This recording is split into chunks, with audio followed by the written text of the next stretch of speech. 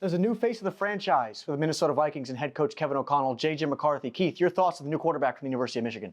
I think the Minnesota Vikings just hit a home run with J.J. McCarthy. We always talk about the potential, right? Yeah. But the potential has to be proven at the end of the day. And what happens with J.J. McCarthy, he walks into a really good situation, right? We're talking about Justin Jefferson. We're talking about Jordan Addison. We're talking about Aaron Jones. We're talking about T.J. Hockenson, right? That's weapons on top of weapons. And we know how important that is for a young quarterback. So if you're the Minnesota Vikings fan, you're looking at it and you're saying this: I believe that we have a quarterback for the next 15 years at Michigan, right? We talked about some of the times with Jim Harbaugh, they didn't let him throw the football. But I think JJ proved, right, in the Michigan State game, right, and just in some of these other games where they let him go, 5 wide or 11 personnel, 10 personnel, that he can get through that process. But I like the fact that Kevin O'Connell is a quarterback guy. We interviewed JJ McCarthy, right after the draft, and he talked about how Kevin O'Connell was a guy that kind of brings you in, right? And he slows the tempo down for you. He's able to look you in your eyes. He's able to calm you down as a quarterback, because we know JJ's going to make a couple mistakes. He's a rookie quarterback, but it's all about facilitating that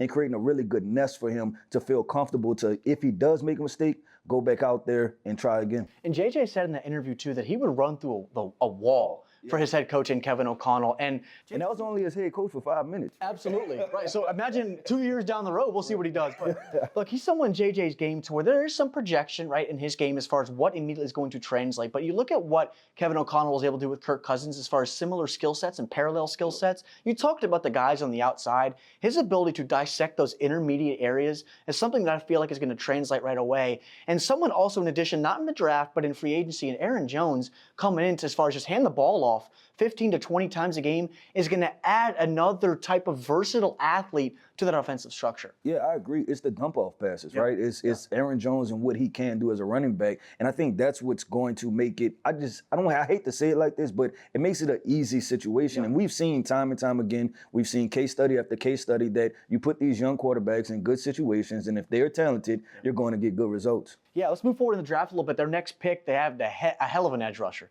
and Dallas Turner. Now, they added Andrew Van Ginkel and Jonathan Grenard as far as veteran pieces along this front seven, but now you get a twitched-up guy in Dallas after losing Danielle Hunter down there to Houston. What is Dallas Turner bringing to this Minnesota Vikings front seven, away from him just being that twitched-up 235-pound rusher with that Alabama scripted A on his helmet? Yeah, explosiveness, right? First step explosiveness, and there's still something there to be had. And that's why I like the Minnesota Vikings draft plan, to where they went 2 first-round picks, right? And then they put themselves in a position to package those first-round picks to move up to pick 4. But they sat right where they were at pick 10, and they were able to get J.J. McCarthy. But now it gives them the opportunity to address the defensive side of the football. And Minnesota Vikings fans, y'all know, right? It's kind of been in no man's land as far as defensively, right? It hasn't been all bad, but it hasn't been good neither. And I think you draft a guy like Dallas Turner, who has a lot left to be developed, and you potentially have an all-pro edge rusher, right, to match with some of these pieces. Another young man is Kyrie Jackson, Keith, a kid that's highly recruited out of high school, started his career down there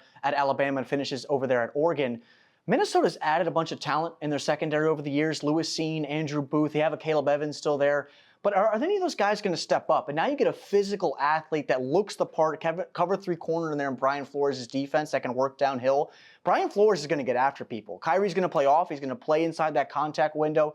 Talk to us about Kyrie Jackson, what he's going to offer for this Minnesota defense. Yeah, it seems as though the Minnesota Vikings are always drafting cornerbacks, and they still always need cornerbacks, right, at the end of the day. And I don't know what's going on with that situation and that process. I don't know if schematically everything is not adding up. But if you're a Minnesota Vikings fan, you're happy, right? Because we've had injuries to the back end of this defense, right? Some of the guys, like you said, like Lewis Sine, Andrew Booth, right, who are talented guys, but just haven't been put on the football field. And we know the best ability is what? Availability, right? So I like Kyrie Jackson. I like his pedigree. He's another guy that at the Senior Bowl, right, we had the opportunity to interview, right? Was a guy that understands toughness, grit, right? Has played for 2 of the more polarizing names in college football, Nick Saban, our guy from Oregon, Dan Lanning, right? And he talked about how much he was able to pull from that. So I believe he's pro-ready at the end of the day. In the NFC North, when you look at it as a whole, now J.J. McCarthy is going to be tasked with leading this group right away.